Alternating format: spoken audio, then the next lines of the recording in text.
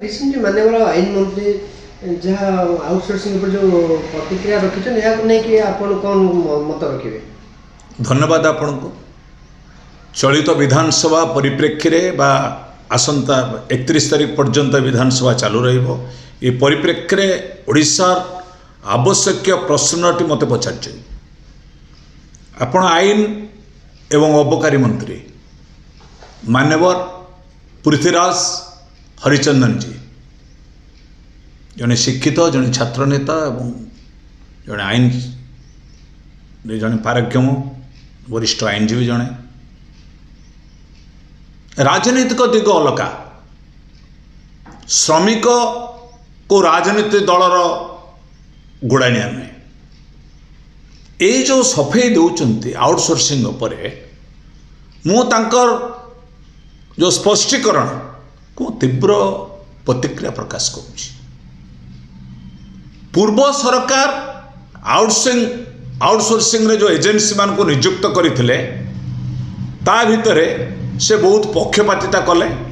जा फल रे आमे आउटसोर्सिंग व्यवस्था को उच्छेद करूँ। तापर आमे देखुछु उच्छेद कले माने कोन आपण छटई करिवे आपण रिट्रेंचमेंट करिवे एटा कोन लीगलाइज्ड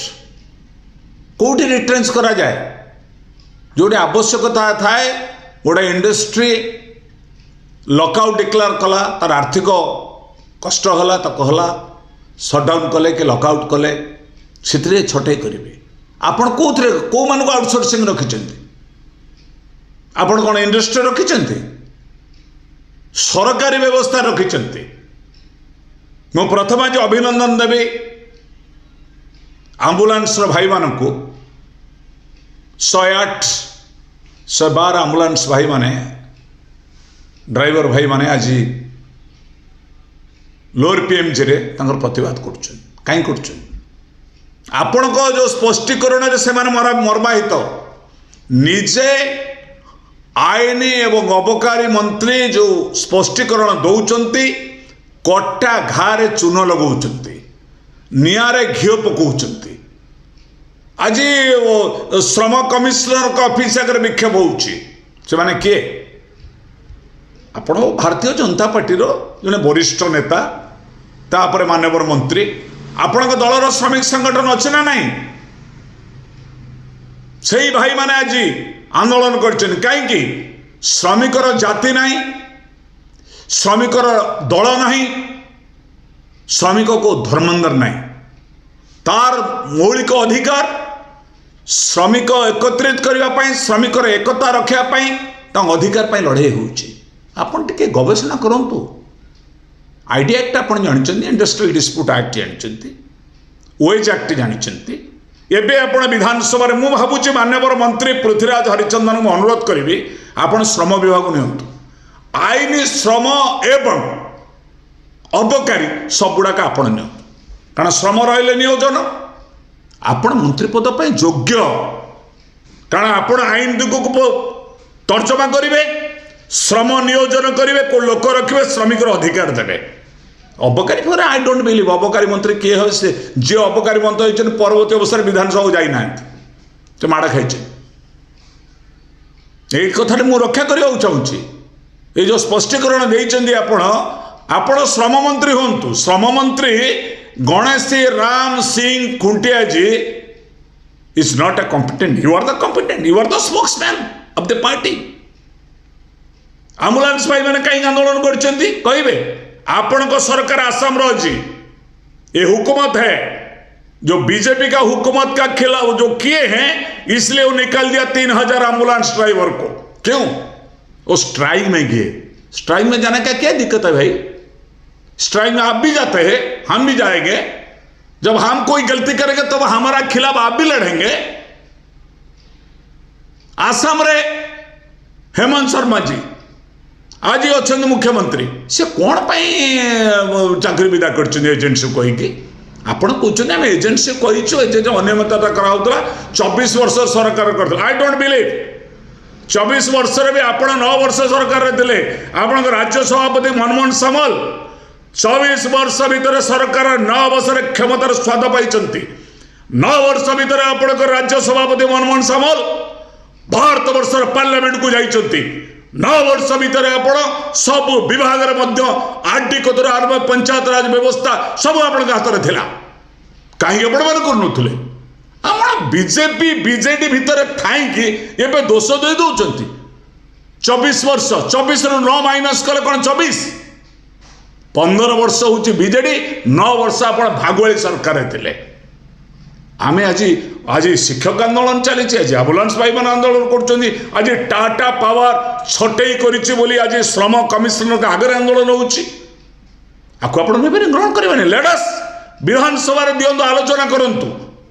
मानवर श्रम मंत्री श्रम नियोजन मंत्री प्रश्नर उत्तर दिंतु आपण खसी पारे नहीं आपण भावुं कि सोप एंड कमर्शियल एक्ट 1950 रे आप आमेंडमेंट कर सबू दुकान महल जे कम कर 10 घंटा कम करेंगे व्हाट इज दिस आपण मैंने श्रमिक कर्मचारी मान को मारिबा पदक्षेप दौरान यह जे कष्ट को आईन नहीं ओडिशा गोटे हूँ राज्य जे आगे से आईन को निए नरेंद्र मोदी 10 घंटा नेले पूर्व सरकार को ग्रहण करते तमें विधानसभा को कार्यकारी करने को जाऊच पूर्व सरकार साहस कर कार्यकारी करने आपण साहस करजक बलियान भावतु ना 10 घंटा कहीं कम करें महिला मैंने केवे सब महल के 10 घंटा रही पारे नहीं 12 घंटा रही पारे नहीं 12 घंटा मैंडेटरी कले 12 घंटा रे 10 घंटा कम कहे 2 घंटा ओवर टाइम दो परिवर्तन करंतु श्रम आईन संशोधन जो आवश्यकता अच्छी संशोधन माने नुहे 12 घंटा अलर्ट रे 10 घंटा कम करेंगे महिला मैंने घर कम करेंगे महिला मान सुरक्षा आपण देवे दिन दीपर महिला मार उत्तर जाऊँगी नियंतु ग्यारंटर नियंतु मानवर मुख्यमंत्री होम मिनिस्टर दायित्व अच्छा मोहन चरण माझी आपर जदि कौन महिला कर्मचारी महिला को सेक्सुअल हारासमेंट हुए सरकार इस्तीफा देवे दिंतु आम श्रमिक कर्मचारी को ऊपर आक्षेप करवा ठीक नुहे आपण जमी सफाई दौरान स्पोक्समैन होगी आप भाई उत्तर देले अन्य मानक डाउन करेंगे अन्य मानक डिमोरालाइज करेंगे टाटा पावर भड़ा दिया है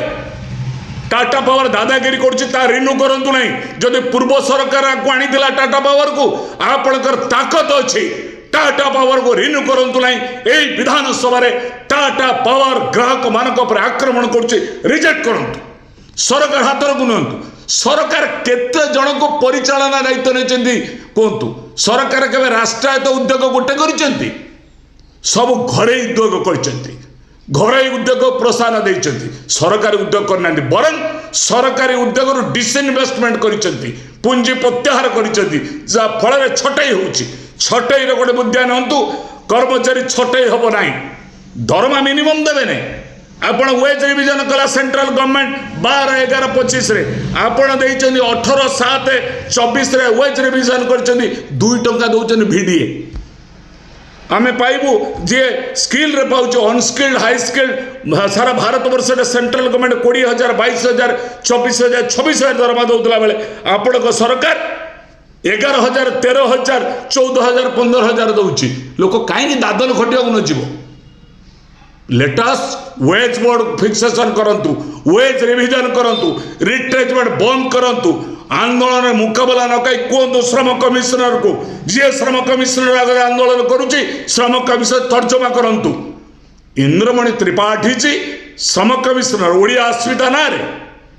आम आशा करुचु सरकार निर्पुत मान्यवर आईन एवं अबकारी मंत्री श्रम नियोजन दायित्व नियंतु तेबे जानिमु मुकाबला आपण सहित हम you are the talent minister of this